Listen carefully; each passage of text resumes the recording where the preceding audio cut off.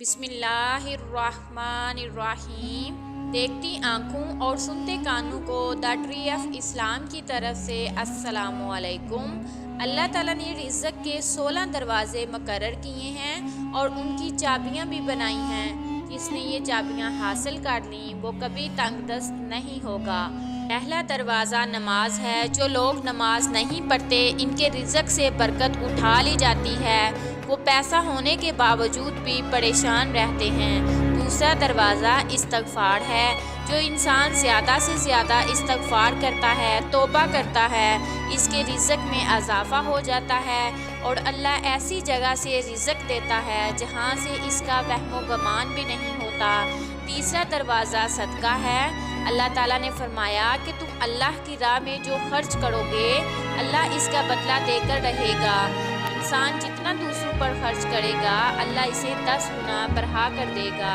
चौथा दरवाज़ा तकवा इख्तियार करना है।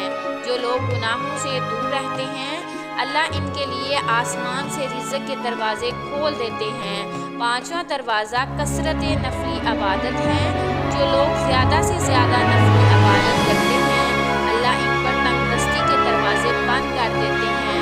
अल्लाह ताला कहता है कि अगर तुम इबादत में कसरत नहीं करेगा तो मैं तुम्हें दुनिया के कामों में उलझा दूंगा। लोग सुन्नतों और फर्ज़ों पर तो बड़ी तवज्जो देते हैं और नफल छोड़ देते हैं जिससे रिज़्क़ में तंगी होती है।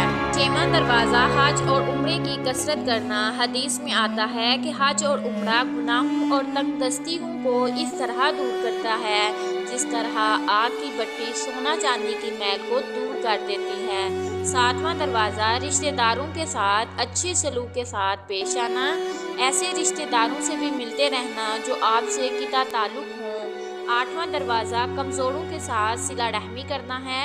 गरीबों के गम बांटना, मुश्किल में काम आना अल्लाह को बहुत पसंद है। नौवां दरवाज़ा अल्लाह पर तवक्कुल है। जो शख्स ये यकीन रखे कि अल्लाह ताला देगा तो इसे अल्लाह ज़रूर देगा और जो शख्स शक करेगा वो परेशान ही रहेगा।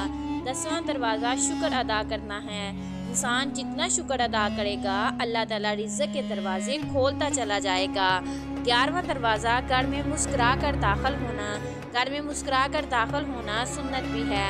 हदीस में आता है कि नबी करीम सल्लल्लाहु अलैहि वसल्लम ने फरमाया, अल्लाह फरमाता है कि रिज़्क़ बढ़ा दूंगा जो शख्स घर में दाखिल होकर मुस्कुराते हुए सलाम करेगा। 12वां दरवाज़ा माँ बाप की फरमाबरदारी करना है। ऐसे शख्स पर रिज़्क़ कभी तंग नहीं होता। 13वां दरवाज़ा हर वक्त बावजू रहना। जो शख्स हर वक्त नेक नीयती के साथ बावजू रहेगा तो इसके रिज़्क़ में कभी कमी नहीं आएगी। 14वां दरवाज़ा चाश्त की नमाज पढ़ना है। इससे रिज़्क़ में बरकत पड़ती है। हदीस में आता है कि चाश्त की नमाज रिज़्क़ को खींचती है और तंगदस्ती को दूर भगाती है। 15वां दरवाज़ा है रोज़ाना सूरत वाक़िया पढ़ना।